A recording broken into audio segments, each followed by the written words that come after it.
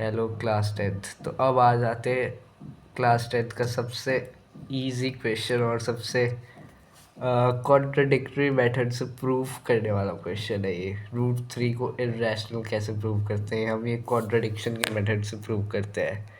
तो अगर हमें रूट थ्री को इर्रेशनल नंबर प्रूव करना है, हमें पता है रूट थ्री इर्रेशनल क्यों है, क्योंकि वो एक परफेक्ट स्क्वायर नंबर नहीं है। रूट नाइन एक परफेक्ट स्क्वायर नंबर है, तो उसका रूट हमेशा पॉजिटिव निकलेगा जो थ्री होगा। रूट फोर की वैल्यू टू होगी, रूट सिक्सटीन फोर होता है, रूट ट्वेंटी फाइव फाइव होता है, रूट वन वन होता है। लेकिन अगर हम वहीं पे root three, root two, root seven, root eight या फिर इसके अलावा कोई भी नॉन परफेक्ट स्क्वायर नंबर लेते हैं तो उनकी वैल्यू हमेशा हमें नॉन टर्मिनेटिंग नॉन रिपीटिंग मिलती है। तो यानी वो भी इर्रेशनल नंबर में काउंट होते हैं।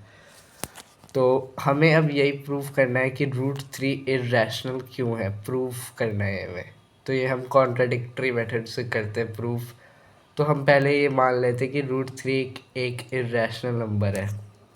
तो उसके बाद एक ऐसी सिचुएशन एग्जिस्ट करेगी जहाँ पे रूट थ्री की वैल्यू ए और बी, ए बाय बी के फॉर्म में एग्जिस्ट करेगी, जहाँ पे ए और बी को प्राइम्स होंगे। तो ए और बी को प्राइम्स होंगे, यानी को प्राइम्स का मतलब ये होता है कि जिसके पास कोई भी कॉमन फैक्टर नहीं होता वन के अलावा। तो ए और बी मतलब सिंपलेस्ट फॉर्म ऑफ फ्रैक्शन हो, फ्रैक्शन कह सकते हैं वैसे। यहाँ से बी को इस साइड रूट थ्री के साथ लेके जाएंगे तो ये root three B equals to A हो जाएगा। फिर अब हम क्या करें, अब हम दोनों साइड स्क्वायर कर सकते हैं, क्योंकि स्क्वायरिंग करने से हम थोड़ा आगे पहुंचेंगे इस क्वेश्चन में।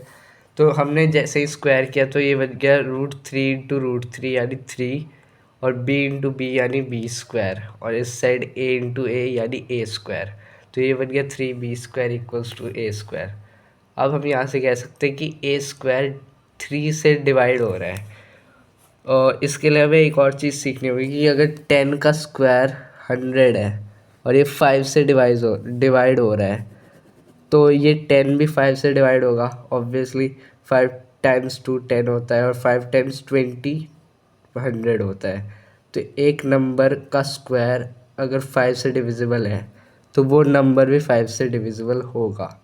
तो यही सेम चीज़ यहाँ पे भी होगी, A square is divisible by three, then A is also divisible by three.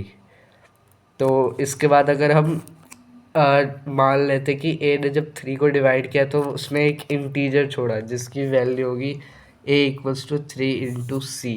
उसकी वैल्यू होगी ए इक्वल्स टू थ्री इंटू सी। वहाँ पे थ्री सी कोई भी एक इंटीजर है जो कि जब थ्री ए से डिवाइड हुआ तब आया है हमारे पास। इसके बाद अगर इस सिचुएशन में हम दोनों साइड स्क्वायरिंग कर देंगे तो हमें मिल जाएगा A square equals to nine C square. A square की वैल्यू हमने उस साइड निकाली थी कि थ्री बी स्क्वायर के इक्वल आ रही थी, जिससे हमने बोला था कि ए स्क्वायर थ्री से डिविजिबल है। तो हम वही वैल्यू थ्री बी स्क्वायर इस इक्वेशन में पुट करके नाइन सी स्क्वायर से डिवाइड कर देंगे, तो फिर ये आ जाए B square equals three C square. यहाँ पे भी वही सेम कंडीशन अप्लाई हो जाएगी कि किसी भी नंबर का स्क्वायर अगर किसी दूसरे नंबर से डिविजिबल है तो वो नंबर भी उसी नंबर से डिविजिबल होगा। जैसे कि हमने टेन का स्क्वायर हंड्रेड लिया था, वो फाइव से डिविजिबल था, तो टेन भी फाइव से डिविजिबल था। तो हमने स्टार्टिंग में एज्यूम किया था कि ये रैशनल है, इनके पास दोनों ए और बी को प्राइम्स है जिनके पास सिर्फ और सिर्फ वन होगा as a common factor. But अब A and B are coprime नहीं रहे, क्योंकि उनके पास एक एक्स्ट्रा कॉमन फैक्टर आ गया जो है थ्री, जिसकी वजह से ये अब और कोई भी को प्राइम नहीं रहे। ये कॉन्ट्रडिक्शन इसलिए अराइज हुई क्योंकि हमने स्टार्टिंग ही क्वेश्चन की गलत की थी कि हमने क्वेश्चन में रूट थ्री को रैशनल नंबर मान लिया था, इसलिए रूट थ्री एक इर्रेशनल नंबर होगा।